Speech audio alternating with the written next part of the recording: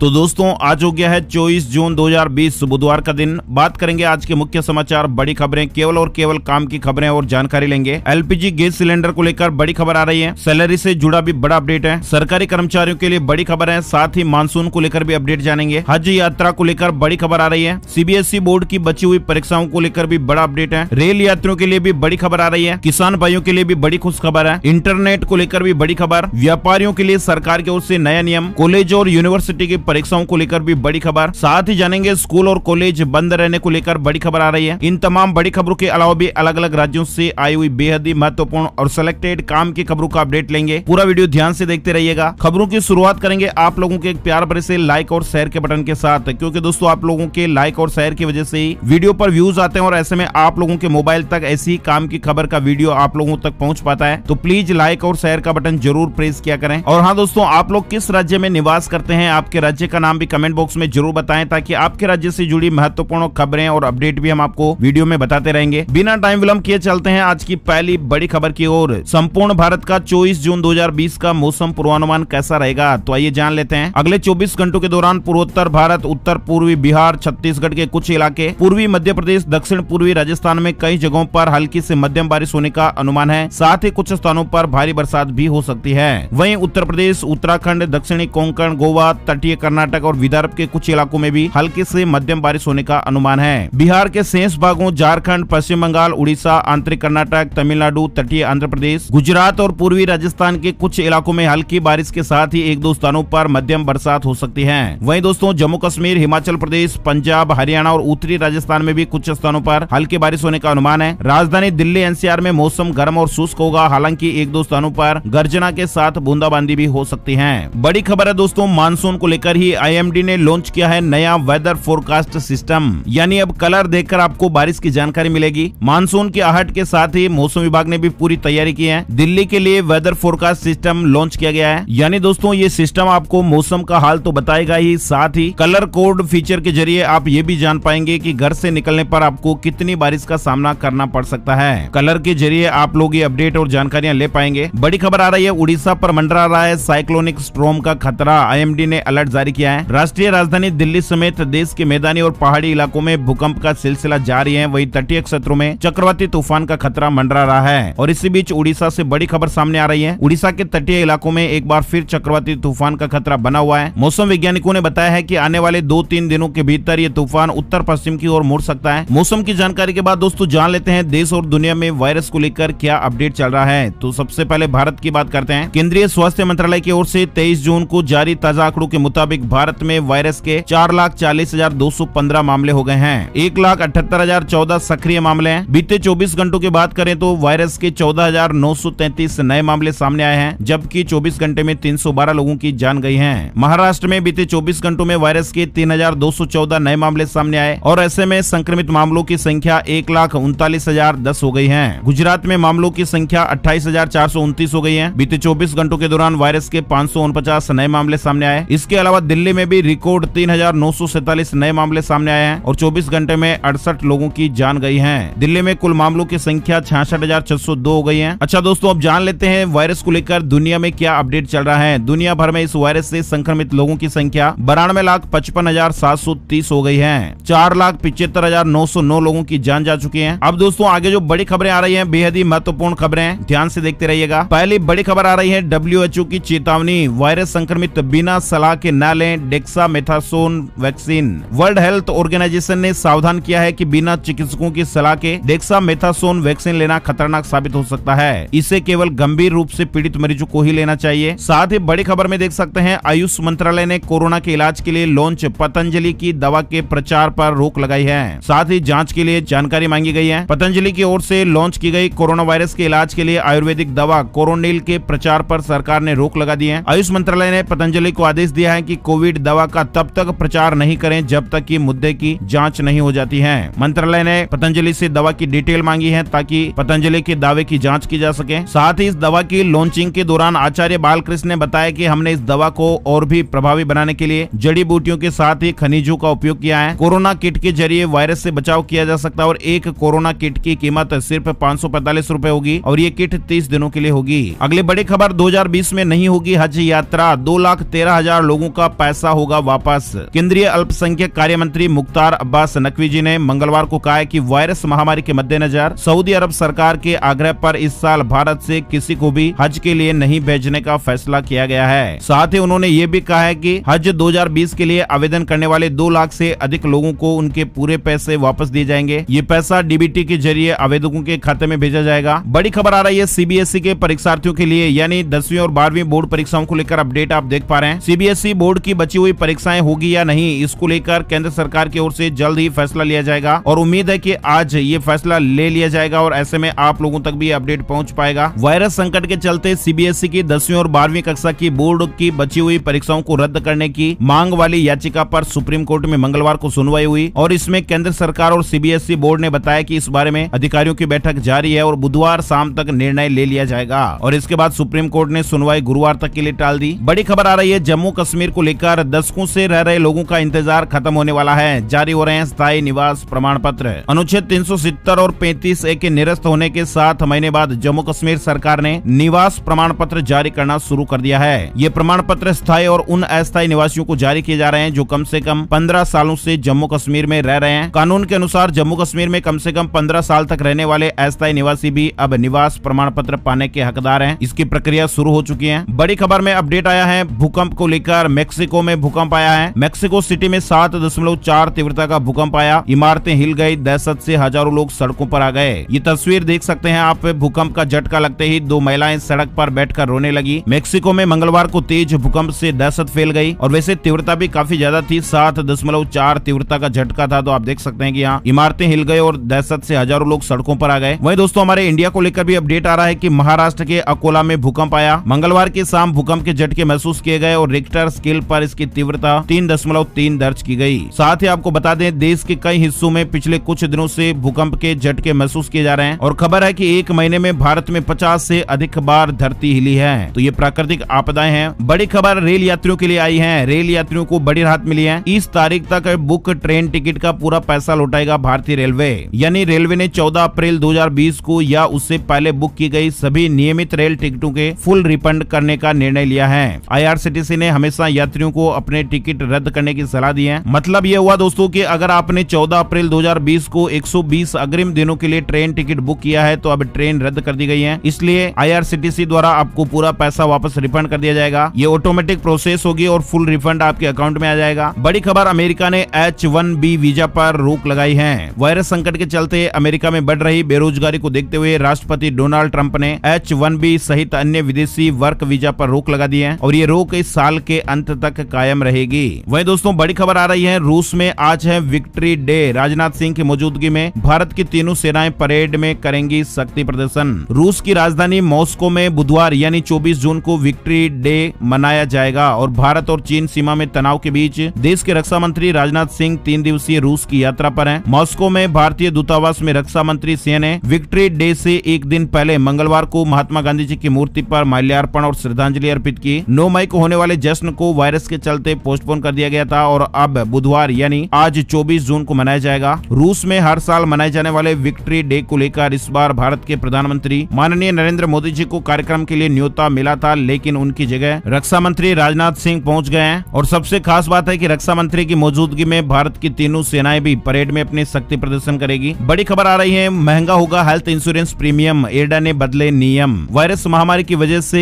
Health insurance claim बढ़ गए हैं। साथ ही लोगों ने अब प्रायोरिटी के आधार पर इन्हें हेल्थ इंश्योरेंस खरीदना शुरू कर दिया है। नतीजा यह है कि लगातार बीमा प्राधिकरण हेल्थ इंश्योरेंस के नियमों में बदलाव कर रहा है, रियायत दे रहा है और इसी कड़ी में बीमा विनियामक और विकास प्राधिकरण यानी इरडा ने स्वास्थ्य बीमा पॉलिसी के नियमों में संशोधन किया है। नए नियमों के मुताबिक अब इंश्योरेंस क्लेम को निपटाना बहुत ही आसान होगा। इसके अलावा इरडा ने बीमा कंपनियों को इसमें होने वाले खर्च को अलग अलग कैटेगरी में डिवाइड न करने की सलाह दी है और इरडा के मुताबिक ऐसा करने से अब कंपनियां हॉस्पिटल में होने वाला सारा खर्च उठाएगी। ये नया नियम 1 अक्टूबर 2020 या उसके बाद खरीदे जाने वाले स्वास्थ्य बीमा पॉलिसी पर लागू होंगे। डिटेल से और जानकारी आपको दिखाई गई है। बड़ी खबर आ रही है नेपाल को लेकर। नेपाल के नागरिकता अधिनियम में संशोधन के प्रस्ताव पर वहां तराई के 22 जिलों में विरोध शुरू हो गया है। यानी नेपाल में नागरिकता संशोधन बिल का विरोध हो रहा है। प्रस्तावित संशोधन के बाद नेपाल में शादी करने वाली किसी भी विदेशी महिला को नागरिकता के लिए 7 साल इंतजार करना होगा। कई स्थानों पर लगातार दूसरे दिन भी जमकर प्रदर्शन हुआ। बड़ी खबर देख सकते हैं एम्स पुराने रोगियों के लिए 25 जून से ओपीडी सेवाओं को करेगा बहाल। हाल। अखिल भारतीय आयुर्विज्ञान संस्थान एम्स ने अपनी ओपीडी सेवाओं को बंद करने के 3 महीने बाद अपने पुराने रोगियों के लिए 25 जून से सेवा का संचालन बहाल करने का फैसला किया है। शुरुआत में हर विभाग में एक दिन में केवल 15 मरीजों को ही देखा जाएगा। अधिकारियों ने मंगलवार को इस तरह की जानकारी दी है। बड़ी खबर आ रही है एलपीजी गैस सिलेंडर को लेकर। HP gas, Bharat gas, Indian gas किसी भी कंपनी का एलपीजी गैस सिलेंडर है तो ये खबर ध्यान से देखिएगा। डिजिटल तरीके से गैस सिलेंडर की बुकिंग और भुगतान होंगे। केंद्रीय पेट्रोलियम मंत्रालय ने गैस एजेंसियों को डिजिटल बुकिंग का निर्देश दिया है। इसके साथ ही सिलेंडर घर पहुंचने पर डिलीवरी ऑथेंटिकेटिंग यानी प्रमाणीकरण कोड भी जरूरी होगा। इसलिए गैस एजेंसियों पर डिजिटल बुकिंग करने का दबाव है। सार्वजनिक क्षेत्र के तेल कंपनियों की तरफ से दिए गए डिजिटल बुकिंग लक्ष्य के मुताबिक गैस एजेंसियों को जुलाई से कम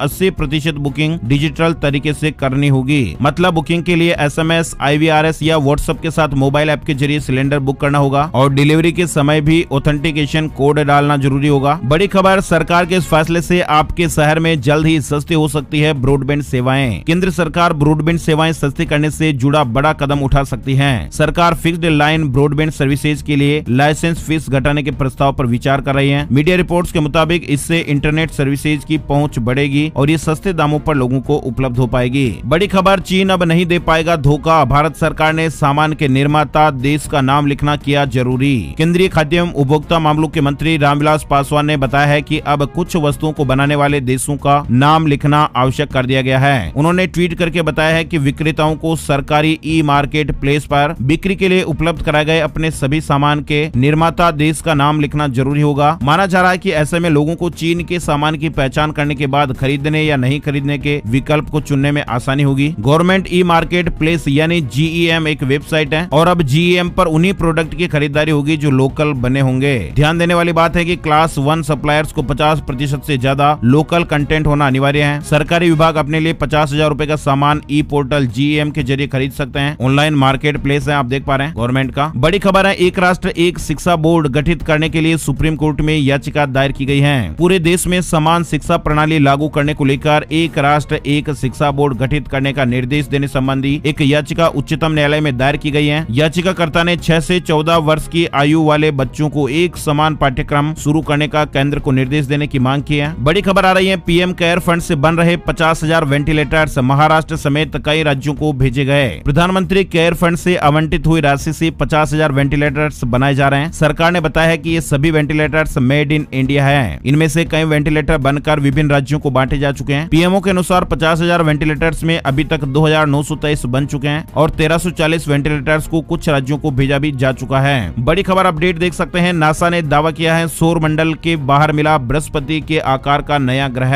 अंतरिक्ष की गहराइयों में कई राज छिपे हैं और वैज्ञानिक समय समय पर इन रहस्यों से पर्दा भी उठाते रहते हैं। नासा के ताजा अध्ययन में यह बात सामने आई है कि हमारे सौर मंडल के बाहर एक ग्रह है जो अब तक का सबसे कम उम्र का और सबसे बड़ा हॉट जुपिटर यानी बृहस्पति ग्रह प्रतीत होता है। अगली बड़ी खबर आ रही है, इस राज्य में 31 जुलाई तक बंद रहेंगे स्कूल और कॉलेज, शिक्षा मंत्री ने की घोषणा। वायरस संक्रमण के लगातार बढ़ते प्रकोप के बीच पश्चिम बंगाल सरकार ने घोषणा की है कि राज्य के सभी स्कूल और कॉलेज 31 जुलाई तक बंद रहेंगे। राज्य के शिक्षा मंत्री पार्थ चटर्जी ने इसकी घोषणा की है। आपको बता दें, इससे पहले सरकार ने घोषणा की थी कि स्कूल और कॉलेज 30 जून तक बंद रहेंगे, लेकिन अब इस तारीख को बढ़ाकर 31 जुलाई तक कर दिया गया है। अगली बड़ी खबर, ईंधन को लेकर दिल्ली में 80 रुपए लीटर के करीब पहुंच गए हैं पेट्रोल और डीजल के रेट। सरकारी तेल विपणन कंपनियों ने मंगलवार को लगातार 17वें दिन पेट्रोल और डीजल की कीमतों में बढ़ोतरी की। दिल्ली में पेट्रोल 79 रुपए 76 पैसे और डीजल 79 रुपए 40 पैसे प्रति लीटर आप देख पा रहे हैं। देश के प्रमुख महानगरों के पेट्रोल डीजल की कीमतें आपको बताई गई है। ये जस्ट आज से एक दिन पहले के रेट है। अच्छा, बड़ी खबर, भारत दुनिया की तीसरी सबसे बड़ी अर्थव्यवस्था बने रहने में सफल हुआ है। ग्लोबल जीडीपी में 8,051 अरब डॉलर की हिस्सेदारी आप देख पा रहे हैं। इसके अलावा बड़ी खबर आ रही है, अब आप अपने आईफोन के इस्तेमाल से कर सकेंगे कार को अनलॉक और स्टार्ट। एप्पल ने आईफोन यूजर्स के लिए एक बेहतरीन फीचर की घोषणा की है और जिसे जल्द ही कार की नाम से लॉन्च किया जाएगा। यह एक डिजिटल चाबी होगी जिसके चलते आप अपनी गाड़ी को खोल सकते हैं, बंद कर सकते हैं या फिर स्टार्ट कर सकते हैं। वहीं अगली बड़ी खबर आ रही है, ई कॉमर्स वेबसाइट फ्लिपकार्ट को लेकर बिग सेविंग डेज सेल शुरू हो गई है। स्मार्टफोन, टीवी और लैपटॉप पर कई तरह के ऑफर्स मिल रहे हैं। ये सेल 27 जून तक चलेगी। बड़ी खबर हरियाणा को लेकर आ रही है, हरियाणा सरकार का बड़ा फैसला, नहीं होगी अंतिम और शेष सेमेस्टर परीक्षाएं, प्रमोट होंगे विद्यार्थी।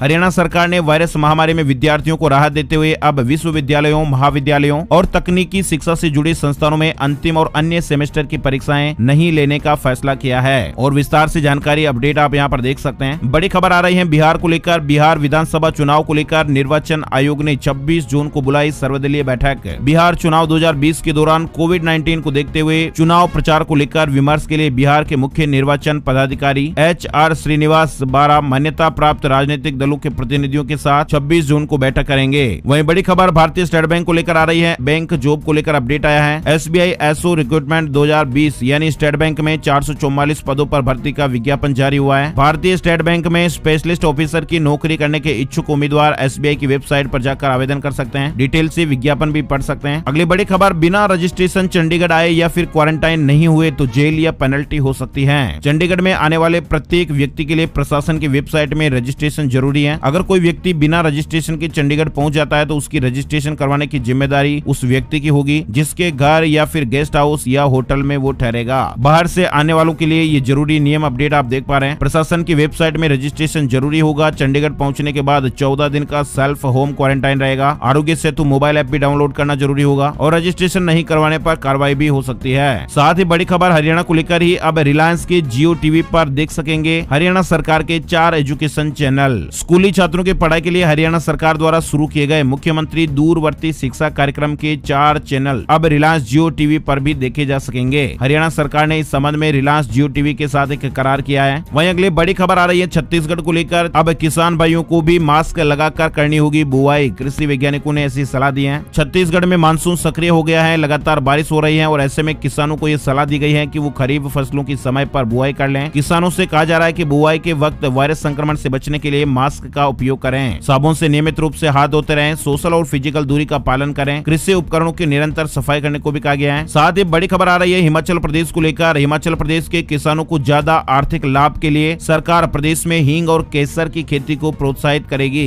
इस तरह का सरकार की ओर से फैसला किया गया है। वहीं दोस्तों अगली बड़ी खबर महाराष्ट्र को लेकर आ रही है। उच्च व तकनीकी शिक्षा विभाग की CET प्रवेश परीक्षा टल गई है। जल्द ही नई तारीखों का ऐलान किया जाएगा। प्रदेश सरकार ने राज्य सामान्य प्रवेश परीक्षा प्रकोष्ठ की ओर से ली जाने वाली उच्च व तकनीकी शिक्षा विभाग के विभिन्न विषयों की प्रवेश परीक्षाएं फिलहाल टाल दी है। सोमवार को प्रदेश के शिक्षा मंत्री उदय सामंत ने ये जानकारी दी है। सभी परीक्षाओं की नई तारीखें जल्द ही घोषित की जाएगी। बड़ी खबर, किसानों के लिए बड़ा ऐलान। नारियल के MSP में 5% का इजाफा। केंद्र सरकार ने पक्के और छिले नारियल का इस साल का न्यूनतम समर्थन मूल्य प्रति क्विंटल 2700 रूपए तय किया है। पिछले साल के सीजन के 2571 रूपए प्रति क्विंटल के मुकाबले 5.02% की बढ़ोतरी MSP में की गई है। 2700 रूपए प्रति क्विंटल हो गया है। साथ ही बड़ी खबर अमरनाथ यात्रा को लेकर। बाबा बर्फानी की पवित्र गुफा से लाइव होगी इस बार आरती। दूरदर्शन पर इसका सीधा प्रसारण होगा। वायरस संकट के बीच ही पहली बार बाबा बर्फानी की आरती का सीधा प्रसारण किया जाएगा। 5 जुलाई से 3 अगस्त तक सुबह व शाम दोनों वक्त की आरती का दूरदर्शन पर सीधा प्रसारण होगा। अगली बड़ी खबर आ रही है निर्माण मजदूरों को हरियाणा का बुलावा आने पर मिलेगा 1500 रूपए किराया। हरियाणा से पलायन कर गए निर्माण में लगे मजदूरों के लिए खुश खबर है। राज्य सरकार उनके वापस आने पर 1500 रूपए किराया देगी। मजदूरों के लिए ये सुविधा आगामी 2 महीने होगी। ये जानकारी उप मुख्यमंत्री दुष्यंत चौटाला ने दी है। उप मुख्यमंत्री ने कहा है कि भवन व अन्य निर्माण कार्यों से जुड़ी पंजीकृत कंपनियां दूसरे प्रदेशों के मजदूरों को अपने यहाँ काम देने के लिए लाना चाहती है तो सरकार इसके लिए न केवल उन्हें सुविधाएं देंगी बल्कि अधिकतम 1500 रूपए प्रत्येक श्रमिक के हिसाब से किराया भी वहन करेगी। वहीं दोस्तों बड़ी खबर आ रही है सैमसंग अगले हफ्ते भारत में पेश करेगी द सेरेफ टीवी रेंज। शुरुआती कीमत करीब 85,000 रूपए के आसपास बताई जा रही है। ये टीवी 4K QLED टेक्नोलॉजी से लेस होगी। वहीं बड़ी खबर, बाग लगाने पर पौधा और खाद फ्री मिलेगा। 3 साल तक किसानों को मिलेगी मजदूरी। उत्तर प्रदेश मुजफ्फरनगर को लेकर अपडेट है। मुजफ्फरनगर में बागवानी के लिए किसानों को प्रदेश सरकार पौधे और खाद फ्री में देगी। 3 साल तक मजदूरी का भी भुगतान किया जाएगा और खेती में किसान का कोई पैसा खर्च नहीं होगा बल्कि उसे उसके श्रम का पैसा मिलेगा। लघु और सीमांत श्रेणी के किसानों के लिए प्रदेश सरकार ने बाग लगाने की योजना प्रारंभ की है। मनरेगा में इस योजना के अंतर्गत किसानों को कोई भी पैसा खर्च नहीं करना है। कृषि विविधीकरण के अंतर्गत किसान अपने निजी खेत में अमरूद, आड़ू, नींबू, आम और लीची की खेती कर सकता है। जहां बाग लगेगा उसकी कंटीले तार से फेंसिंग की जाएगी। पौधे से लेकर खाद और अन्य सभी प्रकार के खर्च को सरकार वहन करेगी। किसान को हर 15 दिन बाद खेत में काम करने की उसकी मजदूरी मिलती रहेगी। अच्छा, बड़ी खबर देख पा रहे हैं उत्तर प्रदेश को लेकर। घरों से हटाए जाएंगे चाइनीज बिजली के मीटर, लगेंगे स्मार्ट मीटर। सीमा विवाद के चलते बदले घटनाक्रम और भारतीय जवानों की शहादत के बाद लोगों में चीन के प्रति गुस्सा भड़का हुआ है। चाइनीज सामानों का बहिष्कार हो रहा है और इसी कड़ी में पावर कॉर्पोरेशन ने भी बड़ा कदम उठाया है। चाइनीज उपकरणों के इस्तेमाल न करने के निर्देश को अमली जामा पहनाने के लिए बिजली अभियंताओं ने गोरखपुर शहर के 15,000 कनेक्शनों पर लगे चाइनीज मीटर उखाड़ने का निर्णय लिया लिया है। मीटरों को चिन्हित किया जा रहा है और स्मार्ट मीटर पर लगी रोक हटते ही चाइनीज मीटर उखाड़कर उनके स्थान पर स्मार्ट मीटर लगाए जाएंगे। वहीं दोस्तों बड़ी खबर आ रही है सरकारी कर्मचारियों के लिए बड़ा अपडेट। महंगाई भत्ता रोके जाने पर हाईकोर्ट ने सरकार को दिया नोटिस। वैश्विक महामारी वायरस संकट काल में महंगाई भत्ता और महंगाई राहत रोके जाने के खिलाफ इलाहाबाद हाईकोर्ट में याचिका दाखिल की गई है। मंगलवार को याचिका पर सुनवाई करते हुए हाईकोर्ट ने राज्य सरकार और केंद्र सरकार के वित्त मंत्रालय को नोटिस जारी करके जवाब तलब किया गया है। अगली सुनवाई 16 जुलाई को होगी। सरकार के महंगाई भत्ता रोके जाने को लेकर कर्मचारी संगठनों में काफी रोष भी है और वो शांतिपूर्ण प्रदर्शन भी कर रहे हैं। वहीं दोस्तों बड़ी खबर आ रही है एक साथ 1 करोड़ रोजगार देकर सीएम योगी बनाएंगे नया रिकॉर्ड। 26 जून को इसे लेकर एक बड़ा आयोजन रखा गया है। एक साथ 1 करोड़ से ज्यादा लोगों को रोजगार देने वाला यूपी पहला और इकलौता राज्य बनेगा। सीएम योगी खुद इस योजना की हर रोज समीक्षा कर रहे हैं। बड़ी खबर राजस्थान को लेकर आई है। श्रमिकों के पंजीयन के लिए राज बोर्ड की सुविधा शुरू। राज कौशल राजस्थान श्रमिक रोजगार एक्सचेंज पोर्टल पर श्रमिकों के पंजीयन के लिए राज बोर्ड की सुविधा प्रारंभ कर दी गई है। राज बोर्ड एक रोबोटिक्स पर आधारित एक चैट बोट है जो राज कौशल पर उपलब्ध डेटा के आधार पर स्वयं ही प्रश्नों को सामान्य हिंदी में जारी करता है, जिनका उत्तर देते हुए श्रमिक इस सुविधा का लाभ अपने पंजीयन में ले सकते हैं। राजस्थान को लेकर ये अपडेट है। बड़ी खबर मध्य प्रदेश से। मध्य प्रदेश में तैनात होंगे 26,000 कृषक मित्र, मानदेय भी मिलेगा। प्रदेश में होने वाले 24 विधानसभा क्षेत्रों के उपचुनाव से पहले किसानों के बीच अपनी बात पहुंचाने के लिए शिवराज सरकार 26,000 कृषक मित्र तैनात करेगी। राज्य के कृषि मंत्री कमल पटेल ने प्रमुख सचिव अजीत केसरी को फिर से कृषक मित्र बनाने के निर्देश दिए हैं। इस तरह की मीडिया रिपोर्ट चल रही है। बड़ी खबर आ रही है उत्तराखंड को लेकर। उत्तराखंड के हर ब्लॉक में खुलेंगे 2 इंग्लिश मीडियम स्कूल, 12वीं तक क्लास लगेंगी। उत्तराखंड शिक्षा विभाग ने बच्चों के लिए एक बड़ा फैसला लिया है। शिक्षा मंत्री अरविंद पांडे ने प्रदेश के हर ब्लॉक में 2 इंग्लिश मीडियम स्कूल खोलने की घोषणा की है। सरकार के इस फैसले के बाद अब उन अभिभावकों को भी उम्मीद जगी है जो अपने बच्चों को अंग्रेजी स्कूल में पढ़ाने का सपना देखते हैं। बड़ी खबर आ रही है राहत की खबर। पंजाब में होटल, रेस्तरां और मैरिज हॉल खोलने की सशर्त इजाजत। अब होटल में बैठकर भी खा सकेंगे, बार अभी बंद रहेंगे। पंजाब सरकार ने राज्य में होटल, रेस्तरां और मैरिज हॉल खोलने की अनुमति दे दी है, लेकिन इसके लिए कुछ नियमों का पालन सख्ती से करना होगा। मुख्यमंत्री कैप्टन अमरिंदर सिंह ने मंगलवार को इस बात की जानकारी दी है। रेस्तरां व होटल में एक समय में सिर्फ 50 लोग ही बैठ सकेंगे। नियमों को कड़ाई से पालन करना जरूरी होगा। वहीं दोस्तों उत्तर प्रदेश में शिक्षकों और शिक्षा मित्रों को 20 जुलाई से दी जाएगी ऑनलाइन ट्रेनिंग। उत्तर प्रदेश में प्राइमरी स्कूलों के शिक्षकों, शिक्षा मित्रों व अनुदेशकों को 20 जुलाई से 14 अगस्त तक प्रशिक्षण दिया जाएगा। ये प्रशिक्षण दीक्षा ऐप पर दिए जा रहे प्रशिक्षण से अलग है। बड़ी खबर सरकारी नौकरी को लेकर आई है। जी हाँ, राजस्थान में 3200 से ज्यादा पदों पर भर्ती निकली है और इस भर्ती के तहत पोस्ट ऑफिस में ग्रामीण डाक सेवक के पदों पर उम्मीदवारों का चयन किया जाएगा। 21 जुलाई 2020 तक पद के लिए अप्लाई कर सकते हैं। इस भर्ती के लिए 10वीं पास उम्मीदवार भी अप्लाई कर सकते हैं। अधिकतम आयु सीमा 40 साल रखी गई है। राजस्थान को लेकर अपडेट है। अगली बड़ी खबर है खुश खबर। सैलरी से जुड़ा ये बड़ा अपडेट है। अगर आपका भी आईसीआईसीआई बैंक में खाता है तो ये खबर आपके लिए महत्वपूर्ण साबित हो सकती है। ऐसा इसलिए क्योंकि बैंक ने वायरस महामारी के इस मुश्किल समय में सैलरी अकाउंट होल्डर्स के लिए तत्काल मंजूरी के साथ ओवरड्राफ्ट सुविधा देने का फैसला लिया है, जिससे आपको काफी फायदा होगा। ओवरड्राफ्ट सुविधा से बैंक के लाखों प्री अप्रूव्ड ग्राहकों को फायदा होगा और उन्हें घर बैठे ही ओवरड्राफ्ट सुविधा का लाभ मिलेगा। आईसीआईसीआई बैंक के ग्राहक 48 घंटे के भीतर ओवरड्राफ्ट सुविधा का इस्तेमाल करना शुरू कर सकते हैं। ओवरड्राफ्ट पर ब्याज की गणना ग्राहक के लिए मंजूर ओवरड्राफ्ट की पूरी राशि पर नहीं की जाएगी। ब्याज देय की गणना इस आधार पर की जाएगी कि मंजूर राशि में उसने कितने का इस्तेमाल किया है। यानी आप मंजूर राशि में से जितना खर्च करेंगे सिर्फ उसी राशि पर ब्याज लगेगा। कम खर्च करने पर आपको कम ब्याज देना होगा। अगर आप भी इस तरह की सुविधा का लाभ उठाना चाहते हैं तो बैंक के इंटरनेट बैंकिंग प्लेटफॉर्म का इस्तेमाल करते हुए ओवरड्राफ्ट फैसिलिटी के लिए आवेदन करने वाले ग्राहकों को तत्काल स्वीकृति मिल जाएगी। किसी भी दस्तावेज की कोई जरूरत नहीं है। इतना ही नहीं, आपको अपनी सैलरी का 3 गुना पैसा भी इसमें मिलेगा ओवरड्राफ्ट के तहत। तो ये एक सुविधा है। अच्छा, बड़ी खबर gold price today, silver price today update को लेकर जानकारी लेते हैं। 23 जून 2020 को सोने चांदी के रेट इस प्रकार रहे। सोना 48,075 रुपए प्रति 10 ग्राम के भाव पर रहा और चांदी 48,253 रुपए प्रति किलोग्राम के भाव पर रही। तो दोस्तों आज के वीडियो में फिलहाल बस इतनी ही खबरें। उम्मीद है आपको वीडियो अच्छा लगा होगा। लाइक और शेयर जरूर करें और हाँ, पहली बार ये वीडियो देख रहे हैं तो वीडियो के नीचे लाल वाला सब्सक्राइब का बटन जरूर दबा दें ताकि आपके मोबाइल पर ऐसा ही वीडियो आपको हर रोज दिखाई देता रहेगा। आपका बहुत बहुत धन्यवाद। जय हिंद, जय भारत, वंदे मातरम।